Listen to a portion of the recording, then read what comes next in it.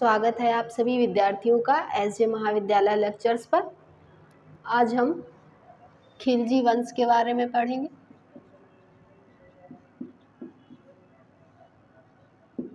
खिलजी वंश, ठीक है, जो कि पार्ट है दिल्ली सल्तनत का। हमने दिल्ली सल्तनत की शुरुआत कर दी थी पिछली क्लास में। तो दिल्ली सल्तनत का जो पहला राजवंश था, ठीक है, दिल्ली सल्तनत का जो पहला राजवंश था जिसे हम कहते हैं गुलाम वंश, उसे हमने पिछली क्लास में पढ़ लिया था बेटा। ठीक है, आज हम पढ़ेंगे उसका दूसरा राजवंश खिलजी वंश। ठीक है, तो खिलजी वंश की स्थापना करी थी जलालुद्दीन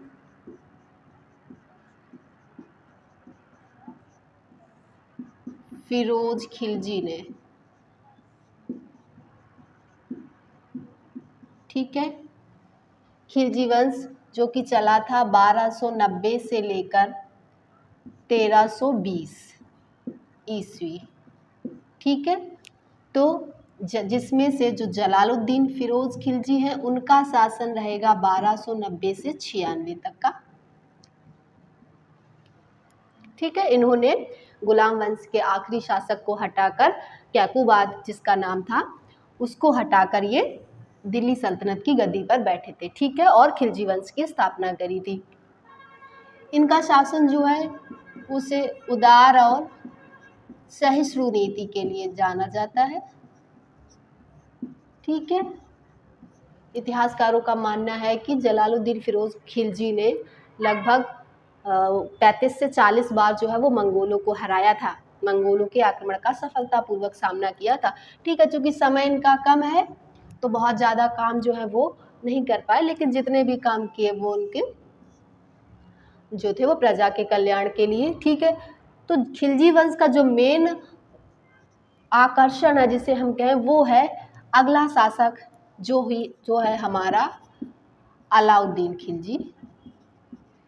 ठीक है, अलाउद्दीन खिलजी जो सुल्तान रहा था 1296 से लेकर 1316 ईस्वी तक।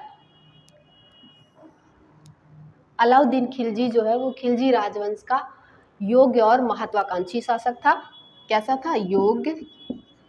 योग्य जलालुद्दीन फिरोज खिलजी भी थे, लेकिन उनके पास चूंकि समय नहीं रहा ज़्यादा। ठीक है, योग्य महत्वाकांक्षी शासक था। ठीक है, जलालुद्दीन फिरोज खिलजी का ये भतीजा था और दामाद भी था। ठीक है, तो अलाउद्दीन खिलजी के शासनकाल के दौरान जो महत्वपूर्ण विशेषता है वो है उसके बाजार नियंत्रण व्यवस्था। इसको देखते हैं। इसने कई सुधार किए थे, केवल बाजार नियंत्रण व्यवस्था या आर्थिक सुधार नहीं, इसके सुधारों को हम बांट लेते हैं। कैसे? जो रिफॉर्म्स हैं अलाउद्दीन खिलजी के वो जाएंगे आपके, पहला हम देखें तो प्रशासनिक, दूसरा हम देखें आर्थिक, ठीक है, तीसरा हम देखेंगे सैनिक यानी कि मिलिट्री। तो एडमिनिस्ट्रेटिव एंड रेवेन्यू से रिलेटेड और मिलिट्री। देखें, एडमिनिस्ट्रेटिव और इकोनॉमिक और मिलिट्री। ठीक, तो आर्थिक सुधारों में ही हम देखेंगे उसकी बाजार नियंत्रण व्यवस्था। क्या थी बाजार नियंत्रण व्यवस्था? इसमें अलाउद्दीन खिलजी ने जो है 3 प्रकार के बाजार स्थापित किए थे। जो पहला था वो था फूड ग्रेन्स का या अनाजों का बाजार। जो दूसरा था वो था वस्त्रों का बाजार, कपड़ों का व्यापार या आयातित वस्तुओं का बाजार। तीसरा जो है वो है घोड़े और दासों का बाजार। ठीक है, तो ये 3 प्रकार के उसने बाजार स्थापित करवाए थे। इन तीनों बाजारों की जो विशेषता थी वो ये थी कि सभी वस्तुओं के जो प्राइस थे वो फिक्स्ड थे।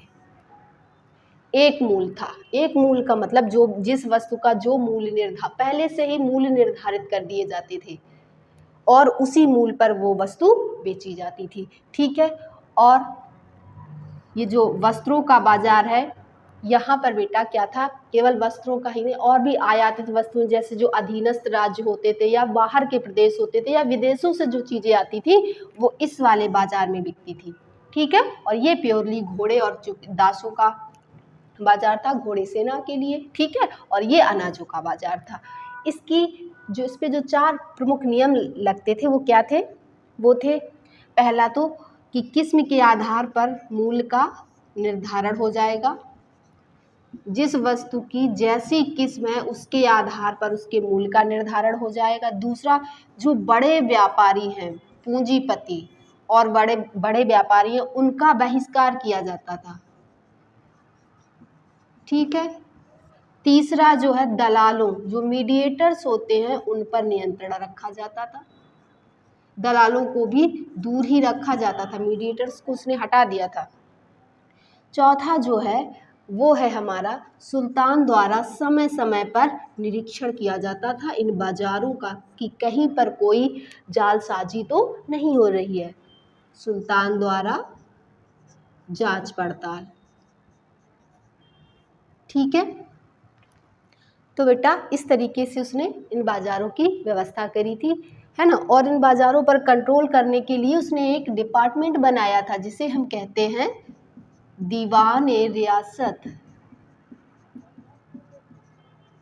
ठीक है, ये डिपार्टमेंट था और तीनों प्रकार के बाज़ारों को कंट्रोल करता था, इसका जो अधिकारी रहता था, है ना।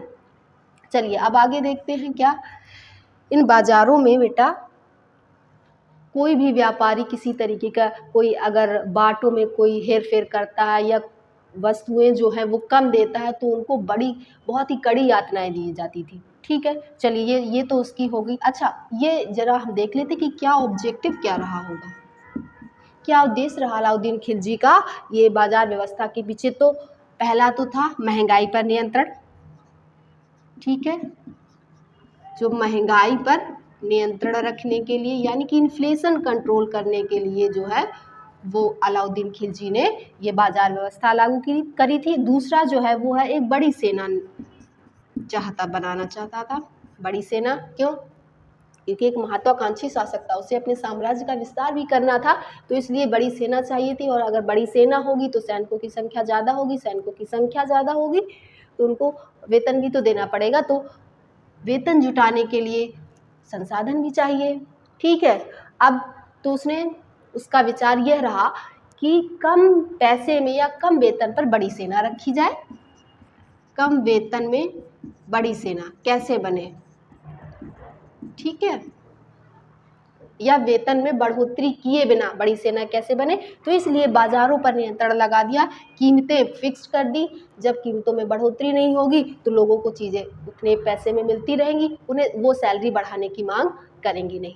ठीक है, तो ये उसका उद्देश्य था। महंगाई कंट्रोल में बनी रहेगी तो सैनिकों को भी चीज़ें जो है वो सस्ती दरों पे मिलती रहेंगी और जो रियाया या जो कि जनता है उनको भी मिलती रहेगी। इससे वो आंतरिक विद्रोहों से भी बचा रहेगा। ठीक है, तो ये बात इस तरीके से अलाउद्दीन खिलजी जो है वो बड़ी सेना का निर्माण कर पाया। इतिहासकार मानते हैं कि दरअसल ये जो बाजार बने थे ये ऐसी जगहों पर थे जहाँ सैनिकों का आना जाना रहना था, जैसे कि दिल्ली और बदायूं। ठीक है, तो ये बात होगी उसकी बाजार नियंत्रण व्यवस्था की। अब जरा हम देख लेते हैं उसके प्रशासनिक सुधारों में ये कि उसने जो अमीर वर्ग था, जो बड़े खानदानी लोग होते थे, ठीक है, दरबार में, उनको प्रशासन से बिल्कुल दूर रखा। इसके अलावा जो उलेमा वर्ग है,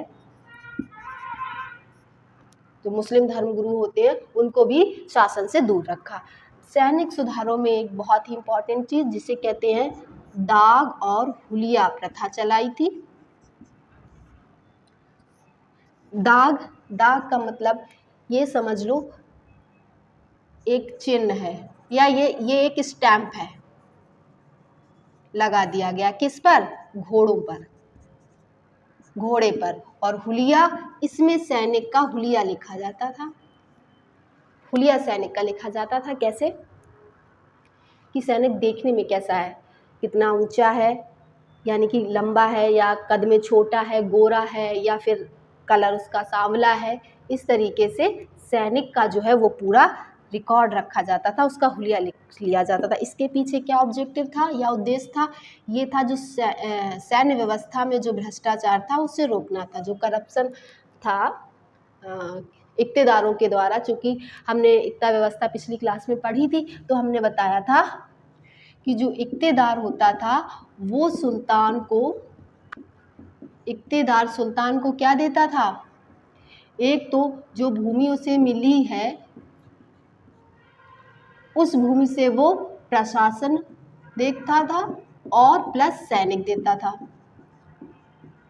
सुल्तान को। ठीक है, तो इक्तेदार क्या करते थे? सैनिक तो संख्या में ज़्यादा दिखा देते थे, जब कभी निरीक्षण होता था तो सुल्तान को सैनिक ज़्यादा संख्या में दिखा दिए जाते थे, लेकिन एक्चुअल में वो नहीं होते थे। कभी कभी तो किसी पड़ोसी इक्तेदार से निरीक्षण के समय क्या किया, सैनिक बुलवा लिए, चूंकि सैनिक है तो उसके साथ घोड़ा भी होगा। ठीक है, और वो निरीक्षण के समय सुल्तान को दिखा दिया गया। ठीक है, मान लीजिए ये है इक्तेदार एक, ठीक, इसके पास एक सैनिक है। ठीक है, इसे हम लिख देंगे सोल्जर एस, और इसके पास एक घोड़ा है। ठीक है, तो अब ये जब जाएगा सुल्तान के पास, चलो एक बार इसकी गिनती हो गई, 1 नंबर पता चलता था यही सोल्जर यही घोड़ा 3-3 4-4 5-5 बार दिखा दिया जाता था। इससे क्या होता था, जो वास्तविक संख्या है वो सैनिकों की पता नहीं चलती थी, और जब युद्ध मैदान में जाते थे तो पता चला वहाँ सैनिक नहीं है और कागजों पे तो बहुत सारे सैनिक है। तो इस भ्रष्टाचार को रोकने के लिए ये हुलिया और डाक प्रथा लागू करी थी। इसमें क्या होता था, अगर ये सैनिक अब गया है तो अब इसका हुलिया लिख लिया जाएगा। ये देखने में कैसा है, कैसे दिख रहा है, नाक कितनी चौड़ी है, इस तरीके से जैसा वो दिखता सब लिख लिया, पूरा उसका रिकॉर्ड हो गया, है ना। छोटा है, लंबा है, गोरा है, काला है। अब घोड़ा है, घोड़े को एक ठप्पा लगा दिया जाता था, यानी कि ये दोनों लोग जो है वो निरीक्षण के प्रोसेस से जा चुके हैं। अब अगर ये दोबारा आएंगे तो ये पकड़े जाएंगे। अब अगर ये दोबारा आएंगे तो निरीक्षक उनको पकड़ लेंगे, क्योंकि उनका रिकॉर्ड पूरा रजिस्टर में मेंटेन है। ठीक है, तो इस तरीके से उसने सैन्य व्यवस्था में भ्रष्टाचार को रोकने के लिए हुलिया और डाक प्रथा चलवाई थी, जिससे सैनिकों की वास्तविक संख्या पता चलती रहे। अब दूसरी चीज़ है, इसके ज़रा दक्षिण भारत में इसने अपने साम्राज्य का विस्तार किया था।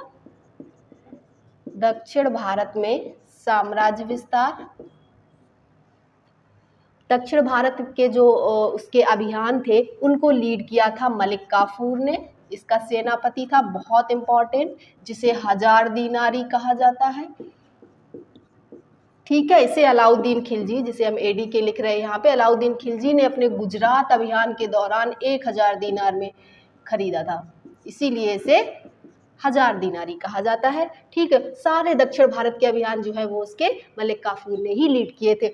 कौन कौन से, जैसे कि आपका किन किन राजवंशों पे, देवगिरी जो कि महाराष्ट्र में पड़ता है, यहाँ पर यादव राजवंश, दूसरा वारंगल में, काकती आंध्र प्रदेश।